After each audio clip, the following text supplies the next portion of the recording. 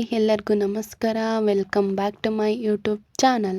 ಯಾರಾದರೂ ಹೊಸಬ್ರು ನೋಡ್ತಾ ಇದ್ದರೆ ಪ್ಲೀಸ್ ಸಬ್ಸ್ಕ್ರೈಬ್ ಮಾಡ್ಕೊಂಡು ವಿಡಿಯೋ ನೋಡಿ. ನಿನ್ನ ಜೊತೆ ನನ್ನ ಕತೆ ಇವತ್ತಿನ ಸಂಚಿಕೆ ಏನಾಯಿತು ನೋಡ್ಕೊಂಬರೋಣ ಬನ್ನಿ.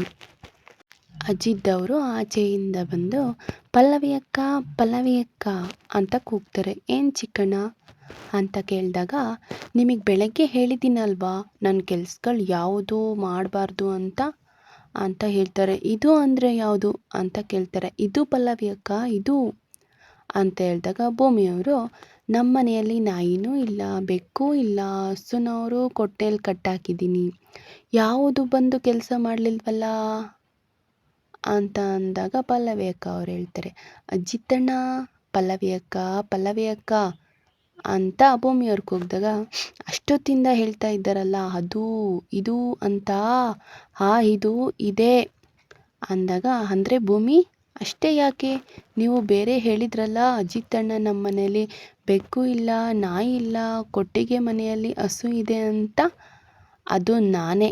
ಆಮೇಲೆ ನಿಮಗೆ ಇನ್ನೊಂದು ವಿಷಯ ಗೊತ್ತಾ, ಈ ಜಗತ್ತಿಗೆ ಗೊತ್ತಿಲ್ಲದೆ ಇರೋದು ಅಂತ ಅಂದರೆ ಭೂಮಿಯವರು ಹೇಳ್ತಾರೆ, ಈ ಮನೆಯಲ್ಲಿ ಈ ರೂಮಲ್ಲಿ ನಡೀತಾ ಇದೆ, ಅದು ಯಾರಿಗೂ ಗೊತ್ತಾಗಲ್ಲ. ಚಿಕ್ಕ ವಯಸ್ಸಲ್ಲೇ ನಮ್ಮಪ್ಪ ಟೆಂಟಲ್ಲಿ ಒಂದು ಸಿನಿಮಾ ತೋರಿಸಿದ್ರು ನನಗೆ. ಆ ಸಿನಿಮಾದಲ್ಲಿ ಹೀರೋ ಮೂರು ಥರ ಆಡ್ತಿದ್ದ. ಹೆಂಗೆ ಹೇಳಿ, ಮೂರು ಥರ ಈ ಮನೇಲೂ ಈ ರೀತಿ ಆಡೋರು ತುಂಬ ಜನ ಇದ್ದಾರೆ. ಅವ್ರು ಯಾರು ಅಂತ ಕೇಳಿದ್ರೆ, ನಮ್ಮ ಅಜಿತಣ್ಣ ಆಗಿರ್ಬೋದು, ನಾನಾಗಿರ್ಬೋದು, ನೀವು ತುಂಬ ಇದೇ ರೀತಿ ನಮ್ಮ ರೂಮ್ ಹತ್ರ ಓಡಾಡ್ತಾ ಇದ್ದರೆ ನಾಳೆ ನೀವಾಗ್ಬೋದು ಅಂತ ಹೇಳಿದಾಗ, ಹೇಳೋಕ್ಕಾಗಲ್ಲಪ್ಪ ಸ್ವಾಮಿ ಅಜಿತಣ್ಣ, ನನಗೆ ಭಯ ಆಗ್ತಿದೆ, ನಾನು ಹೋಗ್ತೀನಿ ಅಂತ ಹೇಳ್ತಾರೆ ಪಲ್ಲವಿಯವರು. ಹೋಗ್ತೀರಾ ನೀವು? ನಿಂತ್ಕೊಳ್ಳಿ, ಬೇಡ ನಿಂತ್ಕೊಳ್ಳಿ ಅಂದಾಗ, ಬನ್ನಿ ಕೂತ್ಕೊಳ್ಳಿ ಅಂತ ಕರೀತಾರೆ. ಸಮಾಧಾನ ಮಾಡ್ಕೊಳ್ಳಿ, ಸಮಾಧಾನ ಅಂದರೆ ನೀನಾದರೂ ತಗೊಂಡ್ರಾ ಅಥವಾ ಬೇರೆ ಕತೆ ಏನಾದರೂ ಕಟ್ತಾ ಇದ್ದೀರಾ? ನೀವು ಕೇಳಿಸ್ಕೊಳ್ತಾನೇ ಇದ್ದರೆ ಈಗ ಅರ್ಧ ಮೆಲ್ಟ್ ಆಗಿರೋ ಅಂಥ ಬ್ರೈನ್ನ ಫುಲ್ ಮೆಲ್ಟಾಗಿ ಓಡ್ಬಿಡುತ್ತೆ. ನಾನು ನಿಮ್ಮನ್ನು ಇಲ್ಲಿ ಕರೆದಿದ್ದ ಉದ್ದೇಶ ಏನು ಅಂದರೆ, ಹೇಳಿದರೆ ನನ್ನ ಬಟ್ಟೆಗಳನ್ನು ಇವಳ ಕೈಯಲ್ಲಿ ಯಾಕೆ ಐರನ್ ಮಾಡಿಸಿದ್ರಿ ಅಂತ ಕೇಳೋದಕ್ಕೆ ಅಂತ ಹೇಳಿದಾಗ ಪಲ್ಲವಿಯವರು, ಅಯ್ಯೋ ಅಜಿತಣ್ಣ, ಈ ಭೂಮಿ ಐರನ್ ಮಾಡಿರಲಿಲ್ಲ, ಮತ್ತು ನಾನು ತೊಗೊಂಡೋಗಿ ಹೊರಗಡೆ ಐರನ್ ಮಾಡಿಸ್ಕೊಂಡು ತೊಗೊಂಡು ಬಂದಿರೋದು. ಸುಳ್ಳು ಹೇಳಬೇಡಿ ಪಲ್ಲವಿ ಅಕ್ಕ, ಭೂಮಿ ಏನೇ ಕೆಲಸ ಮಾಡಿದರೂ ಅದರಲ್ಲಿ ಅವಳು ತನ ಅನ್ನೋದು ಒಂದಿರುತ್ತೆ. ಆ ಬಟ್ಟೆಗಳು ನೋಡಿದಾಗ ನನಗೆ ಭೂಮಿ ಮಾಡಿದ್ದು ಅಂತ ನೀಟಾಗಿ ಗೊತ್ತಾಯಿತು. ನೀವು ಹೇಳ್ತಿರೋದು ಸುಳ್ಳು ಪಲ್ಲವಿ ಅಕ್ಕ. ನಾನು ಒಂದು ಪ್ರಶ್ನೆ ಕೇಳ್ತೀನಿ, ಉತ್ತರ ಕೊಡ್ತೀರಾ ಅಂದಾಗ, ನೀವಿಬ್ಬರು ಯಾಕೆ ಹಿಂಗಿದ್ದೀರಾ, ಅಂಥದ್ದೇನಾಯಿತು ಅಂತ ಪಲ್ಲವಿಯವರು ಅಜಿತ್ಗೆ ಕೇಳ್ತಾರೆ. ನಾನು ಈ ಮನೆ ಕೆಲಸದವಳೆ, ಈ ತರಹದ್ದು ಯಾವ ಪ್ರಶ್ನೆನೂ ಕೇಳೋ ಅಧಿಕಾರ ನನಗಿಲ್ಲ ಅನ್ನೋದು ನನಗೆ ಗೊತ್ತಿದೆ. ದಯವಿಟ್ಟು ಹಾಗೆ ಅನ್ಕೋಬೇಡಿ ಪಲ್ಲವಿ ಅಕ್ಕ, ನನಗೆ ಅಪೇಕ್ಷೆ ಹೇಗೋ ನೀವು ಹಾಗೆ. ಅದಕ್ಕೆ ಅಜಿತಣ್ಣ ನನ್ನ ಸಂಕಟನ ತಡ್ಕೊಳ್ತಾ ಇದ್ದೀನಿ. ನೀ ಅಂತ ಬಂದಿದ್ದೀನ ನನ್ನ ಕಾಲಿಗೆ ಬಿದ್ದರೂ ಅಕ್ಕ ಆಶೀರ್ವಾದ ಮಾಡು ಅಂತ ನನಗೆ ಅವತ್ತು ನನ್ನ ಮನಸ್ಸಿಗೆ ಹೆಂಗಾಯಿತು ಗೊತ್ತಾ.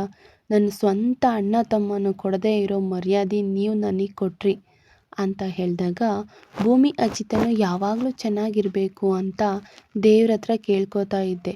ಆದರೆ ನೀವಿಬ್ಬರು ಈ ಥರ ಜಗಳ ಮಾಡ್ತಿರೋದು ನೋಡಿದ್ರೆ ನಾನೆಲ್ಲೋ ದೇವರಿಗೆ ಅಪಚಾರ ಮಾಡಿದ್ದೀನಿ, ಅದಕ್ಕೆ ನಿಮ್ಮಿಬ್ಬರ ಮಧ್ಯೆ ತಂದಿಟ್ಟಿದ್ದಾನೆ ಅಂತ ಅನುಮಾನ ಬರ್ತಿದೆ ಅಂತ ಪಲ್ಲವಿಯವರು ಹೇಳಿದಾಗ, ನನಗೆ ದಯವಿಟ್ಟು ಬಾ ಅಜಿತ್, ನಮಗೆ ಕೈ ಮುಗಿದು ಕೇಳ್ಕೊತೀನಿ, ಭೂಮಿ ನೀನು ಮುಂಚೆ ಥರನೇ ಇರಿ, ತುಂಬ ಚೆನ್ನಾಗಿರಿ, ಅನ್ಯೋನ್ಯವಾಗಿರಬೇಕು, ಚೆನ್ನಾಗಿರಬೇಕು ಅಂತ ಹೇಳಿದಾಗ, ಪಲ್ಲವಿಗೆ ಅರ್ಥ ಆದ ವಿಷಯ ನಿಮ್ಮಿಬ್ಬರಿಗೂ ಅರ್ಥ ಆಗಿಲ್ಲ ಅನ್ನೋದೇ ನಿಧಿ ಪರಂಗ್ಯಾಸ. ಸತ್ಯಣ್ಣ ಆಡಿದ ಮಾತುಗಳನ್ನೇ ಹಾಡಬೇಡಿ ಸತ್ಯಣ್ಣ ಅವ್ರು ಬಂದು ಆ ಥರ ಇದು ಮಾಡ್ತಾರೆ. ಆಗ ಅಜಿತ್ ಅವ್ರು ಸ್ಟಾರ್ಟ್ ಮಾಡ್ತಾರೆ, ಇರಿಟೇಷನ್ ಆಗುತ್ತೆ ನೋಡಿ, ಈ ಮಾತು ಶುರು ಆಯಿತು ಅಂದರೆ ನಿಲ್ಲದೇ ಇಲ್ಲ ಸತ್ಯಣ್ಣ, ದಯವಿಟ್ಟು ಇದನ್ನು ಇಲ್ಲಿಗೆ ನಿಲ್ಲಿಸಿ ಅಂದಾಗ, ನೋಡು ಸತ್ಯಣ್ಣ, ಬರೆದಿರೋ ಪುಸ್ತಕನ ಈಗಾಗಲೇ ಸುಟ್ಟಾಕಾಯಿತು, ನೀವು ಮತ್ತೆ ಅದನ್ನೇ ಕೇಳಿ ಹಾಳೆಗಳನ್ನು ಸೇರಿಸೋಕ್ಕೆ ಬರಬೇಕಾ ಅಂತ ಹೇಳಿದಾಗ, ನಂತರ ಅವಳು ಹೇಳ್ತಾರೆ, ಅಂದರೆ ಭೂಮಿಯವ್ರು ಹೇಳ್ತಾರೆ, ಗಂಡ ಅಂತರ ಕಾದಿಯೇನೋ ಭಗವಂತನೇ ಬಲ್ಲ. ಬಿ ಪಿ ಎಲ್ಲ ನಾರ್ಮಲ್ ಆಗಿದೆ, ಎದ್ದು ಕೂತ್ಕೊಳ್ಳಿ. ನಿಮಗೆ ಅವಾಗವಾಗ ತಲೆನೋವು, ಚಕ್ಕರು ಅಂಥದ್ದು ಏನಾದರೂ ಆಗುತ್ತಾ ಅಂತ ಸಂಗೀತ ಅವ್ರಿಗೆ ಕೇಳ್ತಾ ಇದ್ದಾರೆ. ಈ ಕಡೆ ಭೂಮಿ ಸ್ಟೋರಿ ಮುಗ್ದೋಯ್ತು.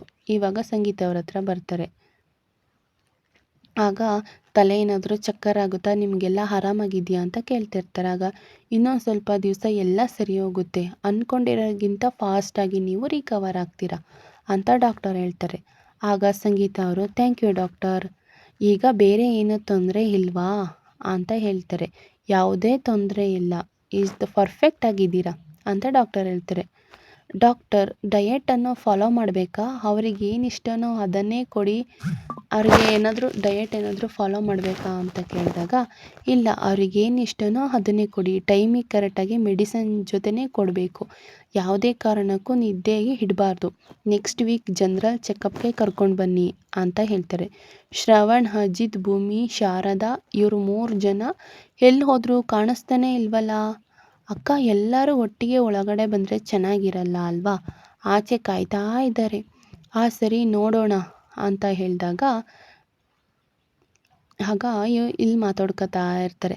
ಬುಲೆಟು ತುಂಬ ಡೀಪಾಗಿ ಇಳಿದಿದೆ, ತುಂಬ ಕ್ಲೋಸ್ ರೇಂಜಲ್ಲಿ ಫೈರ್ ಮಾಡಿದ್ದಾರೆ, ಬಟ್ ಎಕ್ಸಿಟ್ ಆಗಿಲ್ಲ. ಆ ಟೈಮಲ್ಲಿ ಯಾರೋ ಅವರನ್ನು ಟ್ರೀಟ್ ಮಾಡಿ ಕಾಪಾಡಿದ್ದಾರೆ ಅಂತ ಹೇಳಿದಾಗ, ಸ್ಕ್ಯಾನಿಂಗ್ ರಿಪೋರ್ಟ್ ಬರಲಿ, ಇನ್ನೊಂದು 2 ದಿವಸ ಬುಲೆಟ್ ಸೈಜ್ ಮತ್ತು ಇದೇನಿದೆ ಅದನ್ನು ವೆಪನ್ ಡೀಟೇಲ್ಸ್ನ ಕೊಡ್ತೀನಿ ಅಂತ ಡಾಕ್ಟರ್ ಹೇಳ್ತಾರೆ. ಅಂದರೆ ಶಾರದಾನ ಅಡ್ಮಿಟ್ ಮಾಡಿರ್ತಾರೆ. ಈ ಕಡೆ ಶಾರದಾ ಕಡೆಯಿಂದ ಡಾಕ್ಟರು ಮಾತಾಡ್ತಾ ಇರ್ತಾರೆ. Sure doctor, I will waiting for you, report ಬಂದಮೇಲೆ ನೋಡೋಣ ಅಂತಲೇ ಇವ್ರು ಹೇಳ್ತಾರೆ.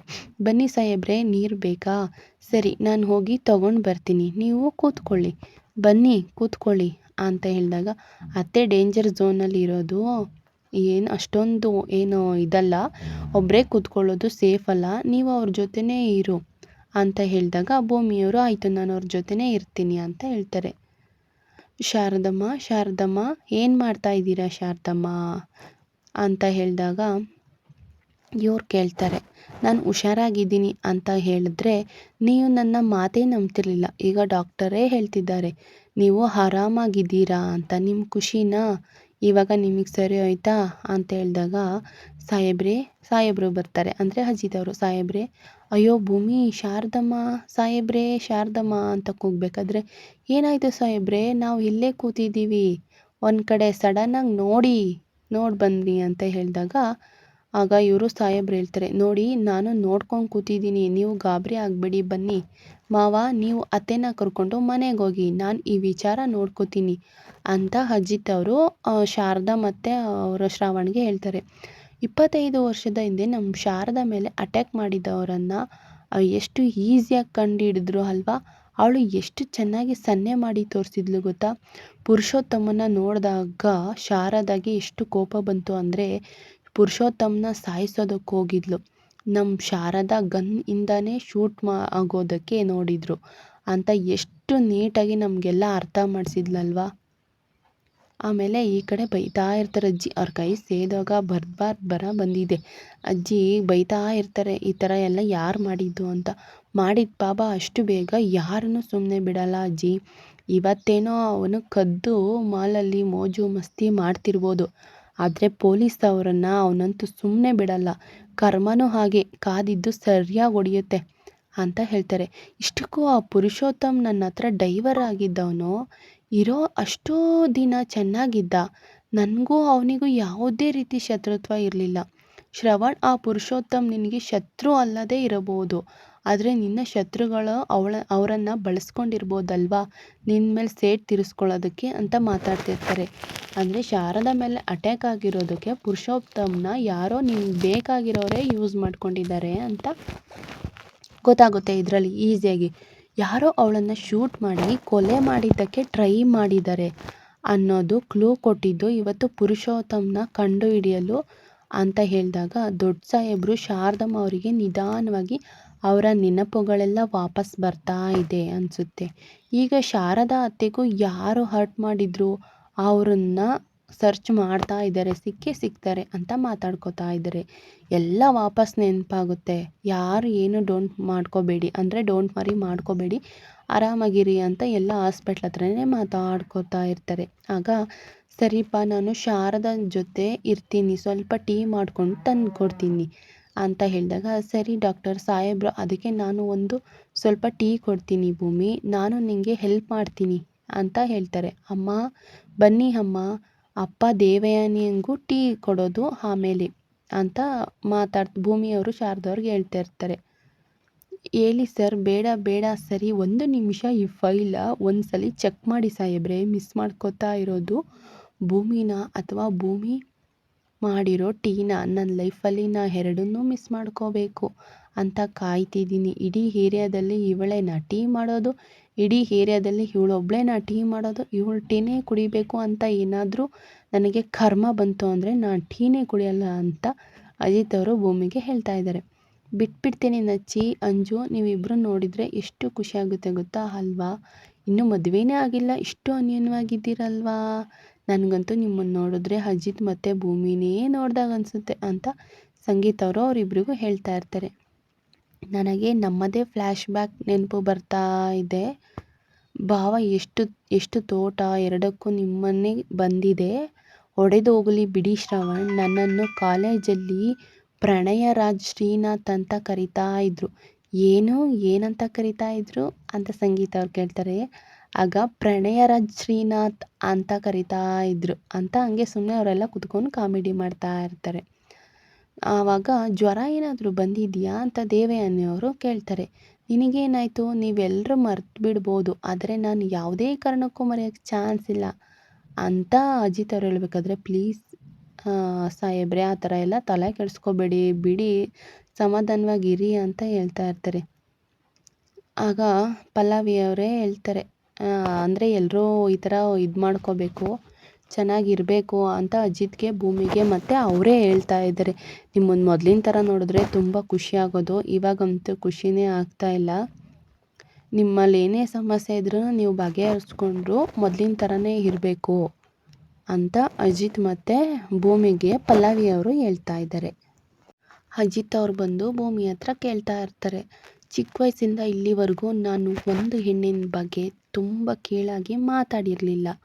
ಆದರೆ ಅಮ್ಮನ ಮೇಲೆ ಇರೋವಂತಹ ಪ್ರೀತಿ, ಅಮ್ಮನಿಗೆ ಏನು ಮಾಡೋಕ್ಕಾಗುತ್ತೋ, ಏನು ಮಾಡಿಬಿಡ್ತಾರೋ ಅನ್ನೋ ಭಯ ನನ್ನ ಬಾಯಲ್ಲಿ ಆ ಥರ ಮಾತುಗಳನ್ನ ಬರೆಸ್ಬಿಡ್ತು.